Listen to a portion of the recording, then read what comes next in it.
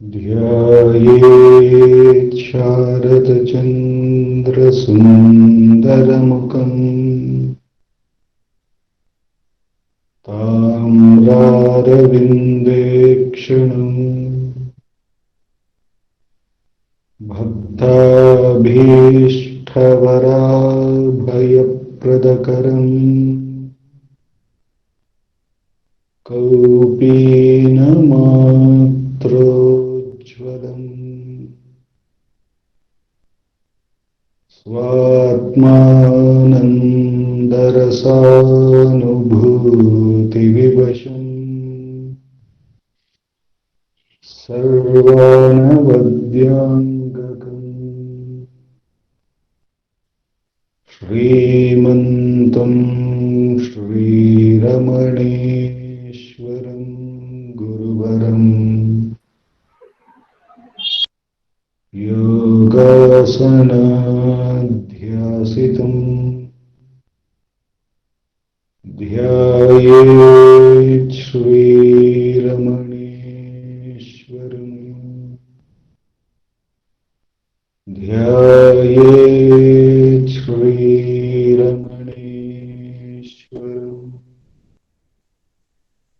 ध्यायेत् श्रीरमणेश्वरम्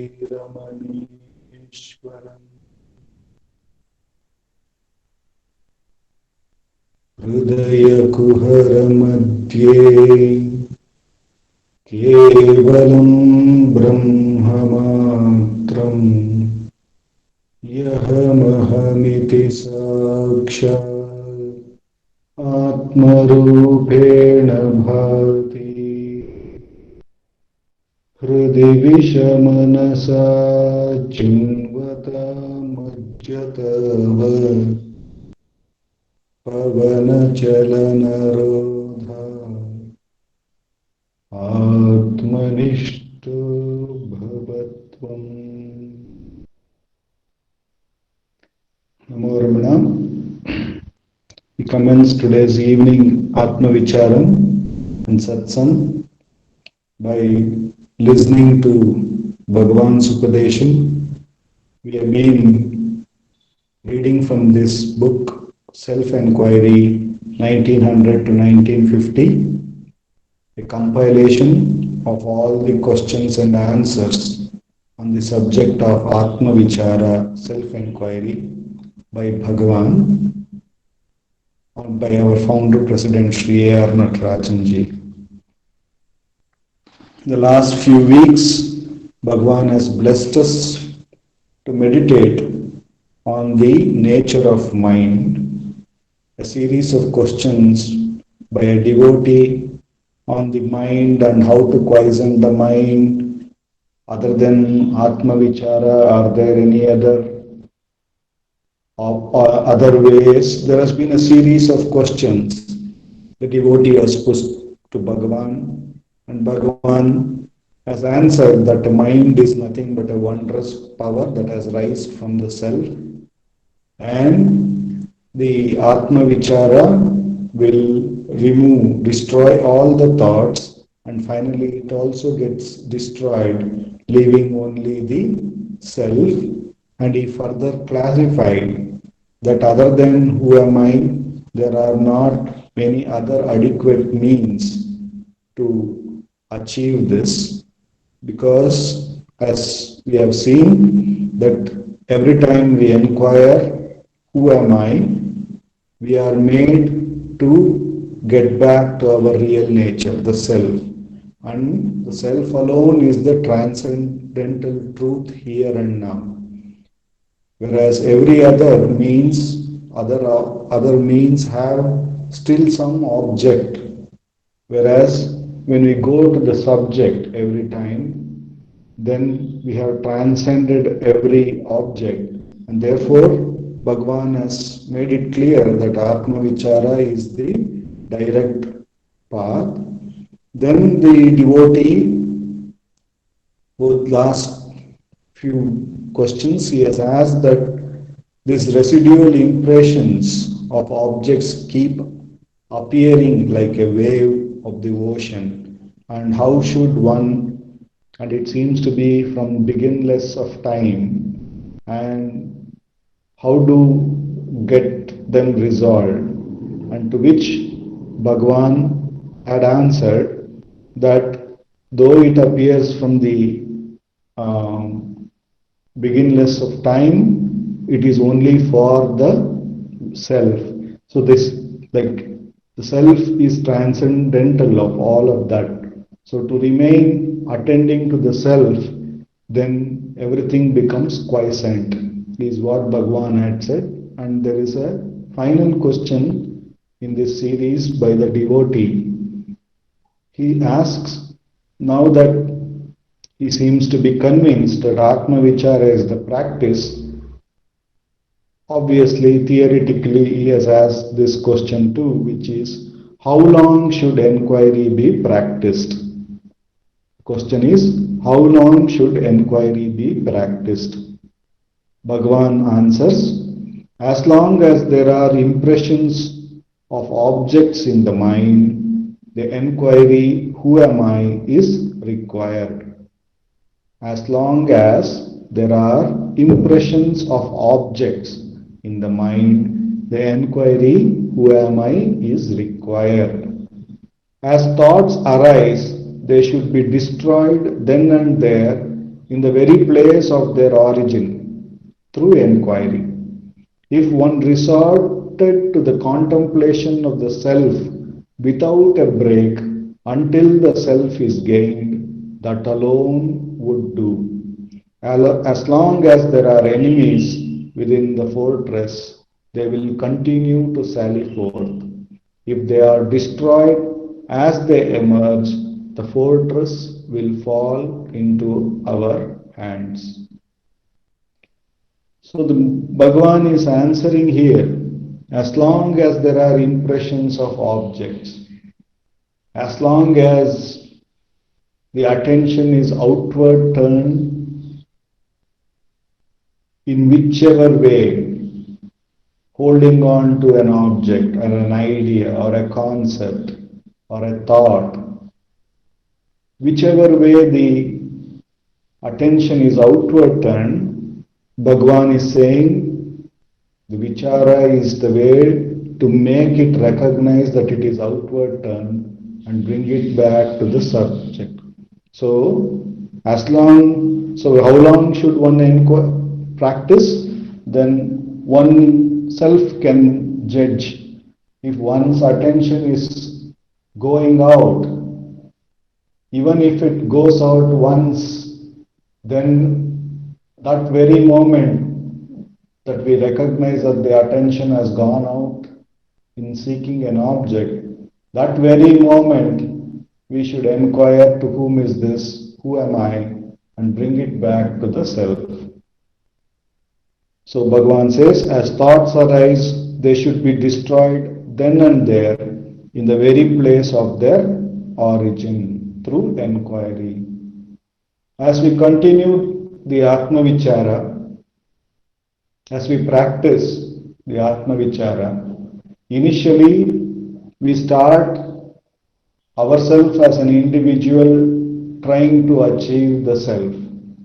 Somewhere down the line in the path, the plates turn. We start to recognize we are the self, and these thoughts and ideas and concepts and objects are limiting us, making us get limited, making us to desire something, or making us to turn away, avert from something. And by doing that, we seem to have stepped down from our real nature.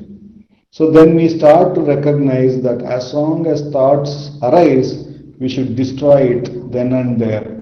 Because the moment we attend to a thought, then the potential of it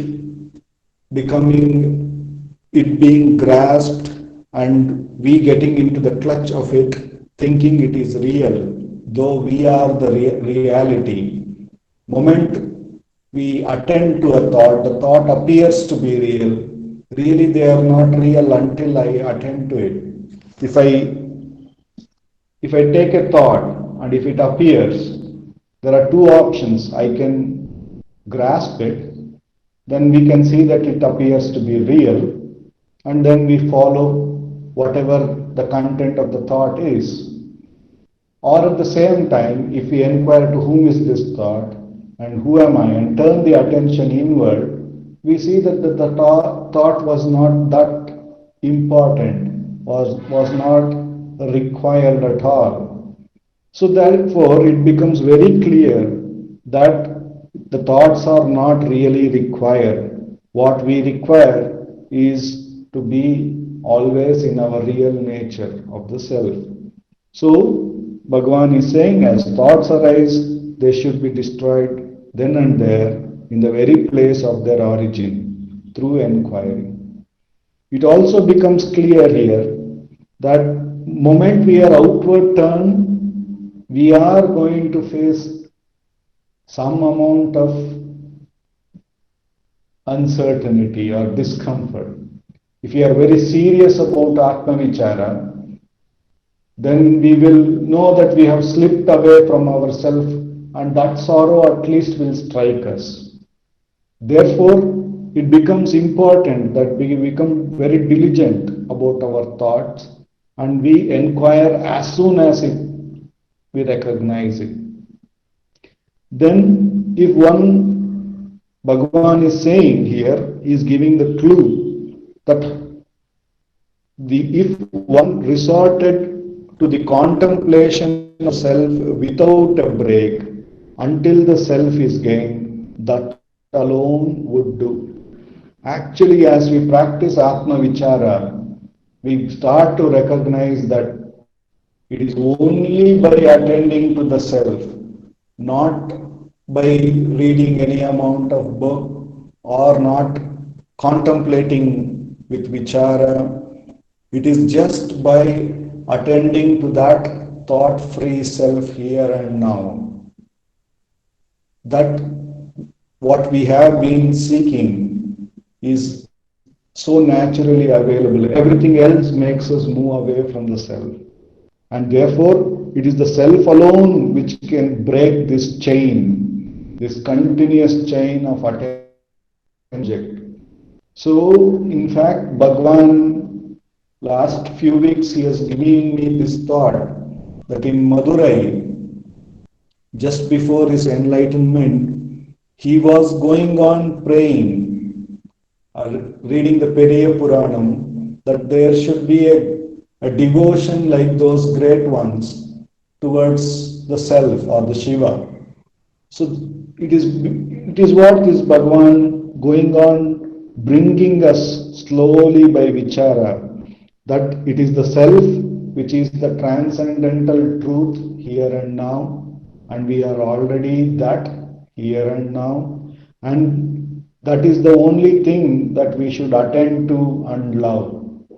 On all other objects, whether they are gross, subtle, whatever form they are, is not worth pursuing, because sooner or later we are going to face ups and downs attending to them. Therefore, we will not have that unalloyed happiness which we are looking for. It is only in the self, in our real nature, where we don't even have a thought, where there is absolutely no object, where there is fullness, where there is no dependency on anything else external at all, where it is self-effulgent.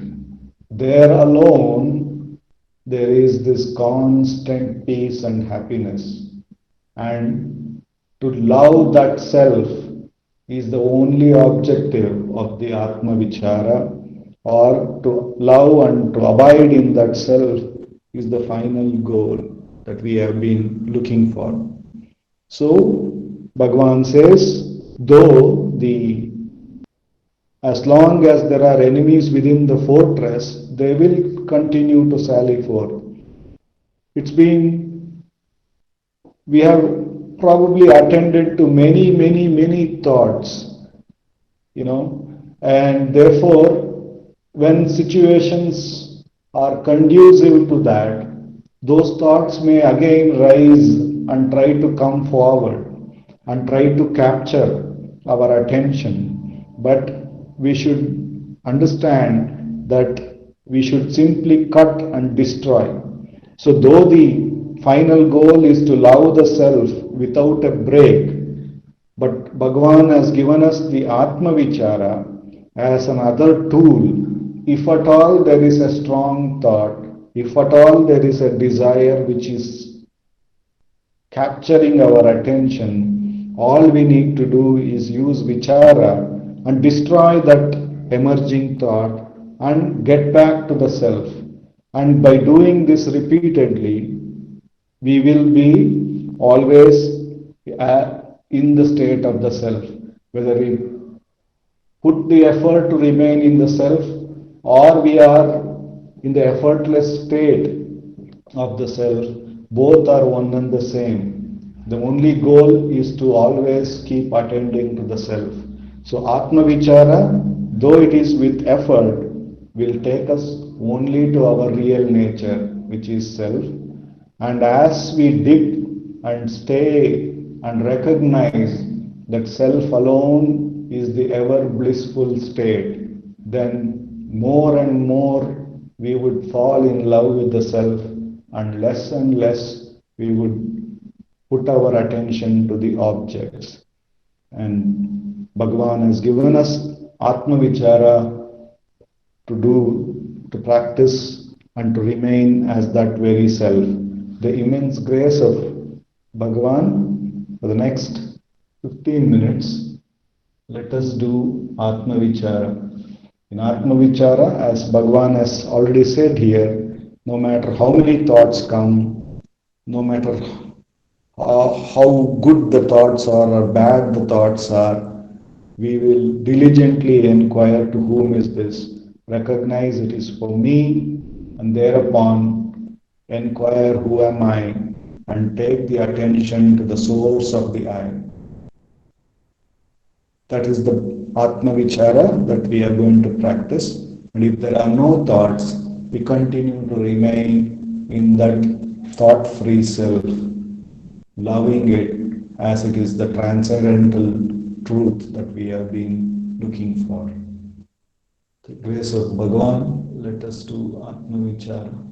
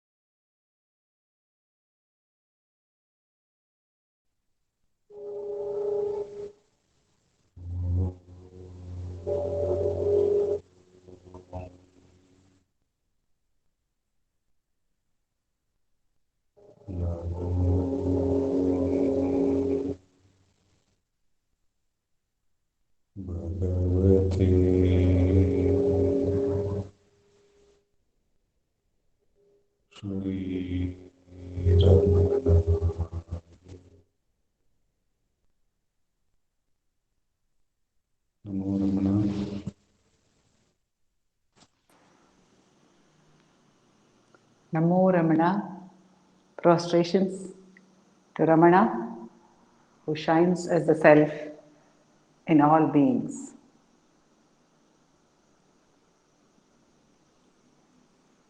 Dilip was meditating upon the concept of love for the Self. The more we love the Self, the more we will turn to it with ease. Why is it that we are now turned away from the Self? Because of our love for objects. Because we believe that the objects are a source of joy. And this belief has been so deeply ingrained in us from ever since, almost ever since we can remember. Because of that, we are unable to drop that concept very easily. And that is why the sadhana is required.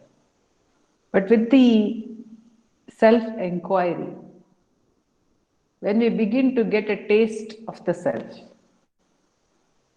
then the love for the self starts growing in us. Because until we experience something, how can we really believe in it? There are two ways in which we can fall in love with someone or something. One is, of course, by hearing about it. That's why Shravana is so important. Rukmini fell in love with Sri Krishna hearing about him. She writes to him secretly. She sends him a message saying, "Come and rescue me and wed me." When she sends that message, the letter starts with Shrutva Gunan Bhuvana Sundara. Having heard of all your gunas, oh beautiful one, the most beautiful one in the world, having heard about your gunas. So we hear about the self. We have heard that it is boundless bliss, it is peace, it is love, it is of the nature of simple existence. So we are to some extent keen to experience it. And further, we are told that it is available. See, we may have a keenness for certain things, but if that is not available to us, it should not be a case of the fox and the grapes that we say, oh, this is not available to me, or because it's not available to me, those grapes are likely to be sour. Very often, I have heard people, at least some of the people in my home in the elder generation, who would say to me, self knowledge, it's a very, very huge, it's a great state, not for all of us. Maybe after a few lives, this is just the first step that we have taken. We have at least had the good fortune of hearing about self knowledge, but not for us. So Bhagavan says, when you say not for me, there itself the story is over. When you say it is difficult, if you say it's very difficult to practice self-inquiry, that means we have already decided not to do it. That's why we say it's difficult. However, if we are very keen, then we will not be speaking about the difficulty, but rather we would be trying. Whatever little we can do, we would be trying. So, Bhagavan says, never think it is difficult. So, what is it that he is asking us to do? He's asking us to get in touch with ourselves through the self inquiry. The purpose of self inquiry is to abide as the self. The purpose of self inquiry is nothing short of self abidance. So we have to abide as the self. What does it mean? It means we remain in our own natural state, says Bhagavan. Nothing is added on. It is just that we will be in our natural state. But what is preventing us from being in our natural state? That is what is being addressed. Through the practice of self inquiry, that is what is being addressed. What is preventing us? Our attention being turned onto objects. That is preventing us from experiencing our own true nature. Our attention being fixed on something which we think is the self is preventing us from experiencing what we truly are. So that is being questioned. In any process, this is an enquiry. An enquiry is always very scientific in its approach. So Bhagavan's approach is very scientific.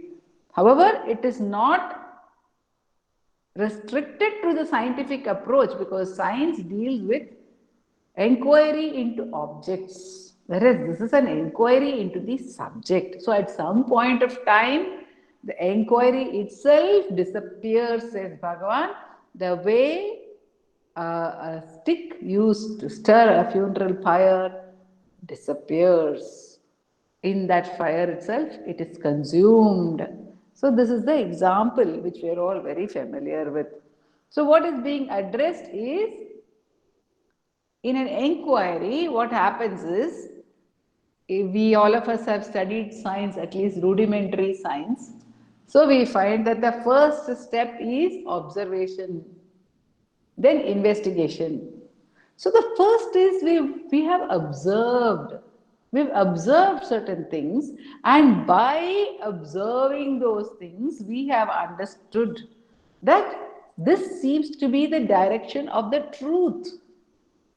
We've observed that our own identity is changing, or it does not remain with us even in a span of 24 hours. It disappears in deep sleep altogether. It changes in the dream. So there is in us a question which comes up: what is my true nature? That which I am calling myself doesn't seem to be the truth about myself. So, how do I get back to my true nature? I have to turn my attention, try to turn my attention to where or how I feel myself. Because what am I trying to find out? I'm trying to find out who I am. So I start trying to pay attention to who I am. When I start trying to pay attention to who I am, I first encounter a lot of thoughts. That's the first thing that we encounter when we start trying to pay attention to ourselves.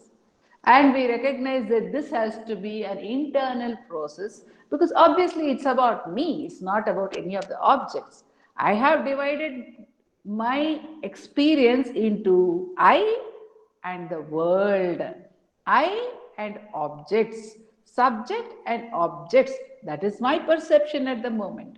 So, in this perception, what am I trying to experience? I am trying to experience the subject, not any object. So, I try to turn my attention inward within this body. Obviously, when I say inward, I mean within this body because for me, as I said, for each one of us, there is a divide between I, which is contained in the body, and the world or objects which are outside the body. So I have to look within, and I start looking within. And when I look within, I recognize that though I am looking within the body, I am not looking inside any of the physical organs of the body. No, what I mean is I have a sense of my own being. I feel I exist within this body. I do not feel that I exist as my bones or my organs or the blood or any of the things which are actually physically there within the body. So I recognize when I start the inquiry, when I start turning within, I recognize, each one of us recognizes that what we mean by within is a certain nebulous, a certain not very clear, a fuzzy boundary within which we feel ourselves. And we feel this boundary is the body. Actually, in dream, this boundary changes. This body will be on the bed, but our own mental bodies will be there, which we take, and at that time, that becomes the boundary for us. So we feel ourselves within. And in what way? That is, we have thoughts about ourselves. And most of the time, when we are not focusing in this manner, trying to turn within and trying to see who I am, trying to see what is it in me that I say I, who am I? So when we are trying to see this, we first of all recognize that it's within this boundary. But when we are not trying to see this, what are we busy doing? We busy thinking about something. Most of the time, we are busy thinking about something other than even this physical or this beingness, this body existence of ours. We are not focusing on that. We are focusing on some other things related to this sense of being, this body. Those other things are mostly some emotions. We are all the time linking ourselves with some emotional experiences. I'm sad, happy, excited, worried. This may happen, this may not happen. We do not know. We have thoughts about the future, we have thoughts about the past. So we are, for the most, caught up with these thoughts. So first we have to disentangle from the thoughts. We have to move back from the thoughts. Even to get back to be able to pay attention to who I am, if we are enmeshed in thoughts, if there is a running mind, we will not be able to focus. As one of the Satsangis had asked, my mind is running so fast. Or we may have some worry. What about the situation today? What about COVID? What about something else? What about finance? What about whatever? So, our mind is full of thoughts. So, to pull back from the thoughts, Bhagavan asks us to ask for who is this thought? Or to, in a way, we can say, if we examine our thought, if we look at a thought, any one thought, instead of, he says, don't run with the running mind. Don't run with the running mind. So what is running with the running mind? Running with the running mind is the moment I am anxious, say, will I be able to finish this task today? Then I start worrying, oh, today there are only 3 more hours left, but the task actually will take 5 hours. How will I ever finish it within 3 hours? And if I don't finish it within 3 hours, what are the consequences of not finishing within 3 hours? And I don't have an answer to this, so I get worried. Then I pray to Bhagavan, somehow you have to make this happen for me. All this is there. But instead, the moment I have a thought saying, will I be able to finish this today? It's a thought, right? First we have to recognize that this is a thought. It is a thought. And it is occupying our attention because Bhagavan says the mind is a marvelous power of the self. because it's a marvelous power of the self, because it is so beautiful, it is occupying our attention. Imagine what all, how marvelously that thought is constructed, how marvelous is its very existence in a way, but we are not actually concerned about that it's being beautiful. We are not even appreciating it as a creation. Now beautiful it is, I'm paying attention to it. No, no, no, no, no, actually it's so beautiful, because if there is a thought that will I be able to finish something, a task, how many things have got entangled into that one thought. Even that one thought contains millions of thoughts. It contains the thought of uh, my ability to do, my disability to do, and where from does all this come? I do not even bother to stop and think, how is it that I know that I can do something? How is it that I know that I can't do something? How is it that I know that I have a thought? How is it that I know? I have a thought. I have a worry. This is a worry. This is different from a faith where there will be, that is a positive thought. This is a negative thought. All this I seem to know in that moment of that thought. What is it that makes me know it? What is it that makes me know all this? And if I say that I know it as my thought, then what is this I?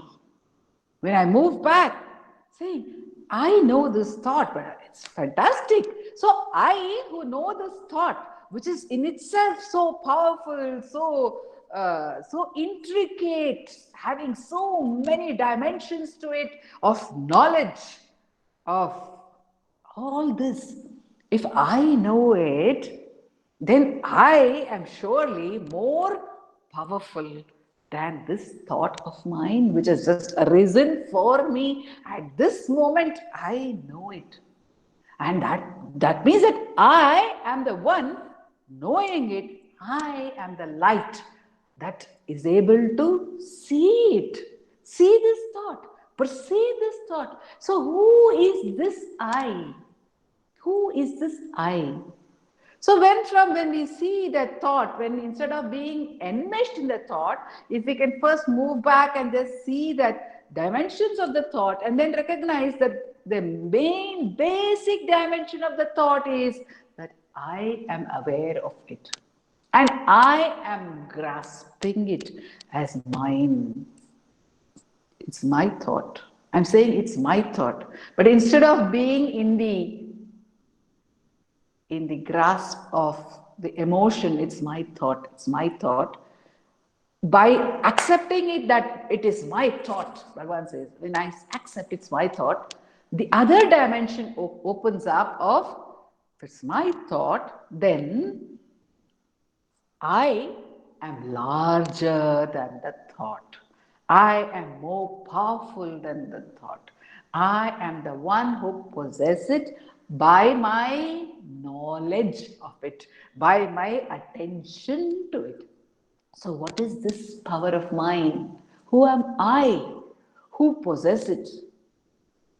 So that should become, I think, when we recognize that this thought is merely something that we are possessing, it's merely something that we know, the I is something so much vaster. Then I start focusing on who am I? And I start focusing on who am I recognize that I if I look at it actually, I too, this sense of I is also a thought. It is, Bhagavan calls it the root thought. This sense of I is, I am so and so.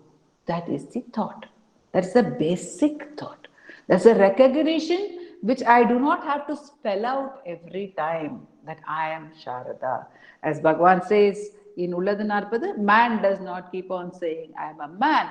It is an underlying thought. I am a human being, I am Sharada. That is the underlying thought, but it's a thought. I recognize this is a thought. It's a concept that I am working with. It's the base concept for all the other thoughts to build on. So, this thought, my knowledge, just as my knowledge of thoughts is by the fact that I am Sharada, I am giving life to all the thoughts, I am filling them with the power of knowledge, filling them with the power of attention. When I recognize that I believe I am Sharada, and this belief that I am Sharada is a thought. It's a thought. I am such. That's a thought. And this thought appears as well and it disappears as well. So, who knows this thought? Who knows that I am Sharada? What is that knowledge that is lighting up this thought of my being Sharada? So when I ask myself, who am I? Automatically the attention turns to that knowledge, that light, which is the self, which is actually lighting up this feeling, I am Sharada. When I ask myself, who am I? And I recognize that I am a thought. And thought does not stand on its own. So, who is it that is lighting this? What is it that is lighting this?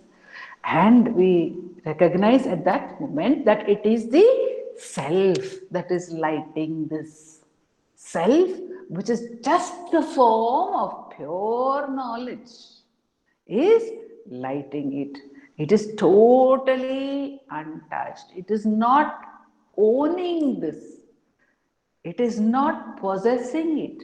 It is not possessing anything. It is not seeking to possess anything because it is just full in itself. It is just full. So when we turn back, we have to pull back from thought, pull back from the I thought, and get back to the source. Again, when the mind moves forward, away, again it is pull back from thought, pull back from the I thought to the source. This is the process of self-inquiry.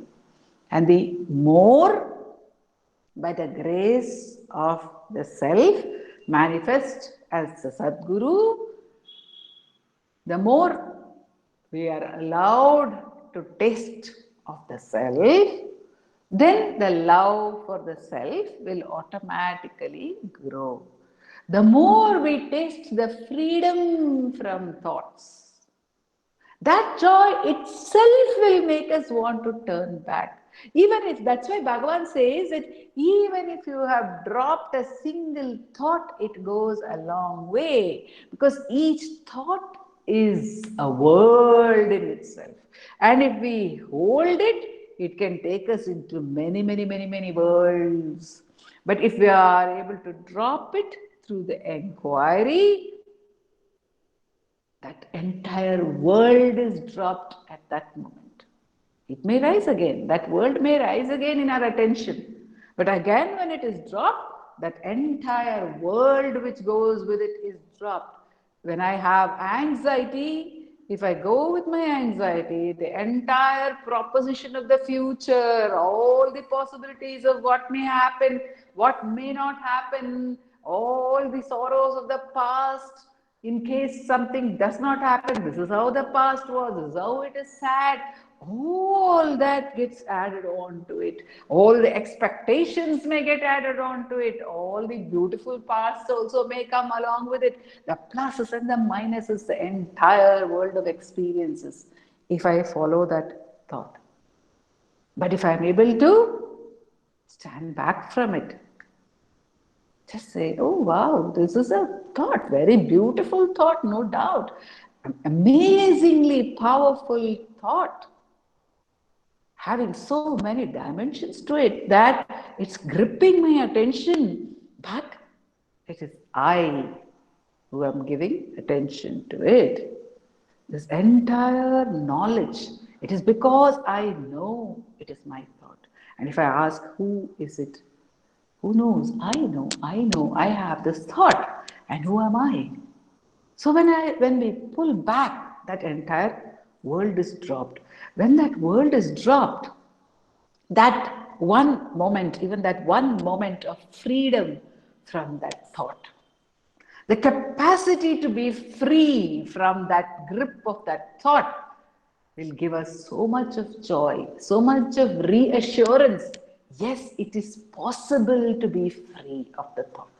It is possible to be free of the thought. That's why Bhagavan says, even you drop one thought, it's good, it's very good, it goes a long way. So once I've dropped one thought, and I say, yes, it's possible. I can drop another thought too. I can drop another thought too. I need not hold on to any of my thoughts. They're all the same. They're not different from each other. So if I have dropped A thought, I can drop B thought. If I can drop B thought, I can drop all the thoughts A to Z. And then what remains? Who am I? So I have freedom from thoughts. And even that thought, when it is questioned, and that's also for me. The thought of freedom from thoughts is also for me. The thought of this wonderful experience is also for me. But who am I? When we get back, then the self reveals itself to us by the grace which is its very nature, which it is, which it ever is. Om Namo Bhagavate Sri Ramanaya. We'll have the prayer by Dilip. अपार सच्चित् सुखवारिराशे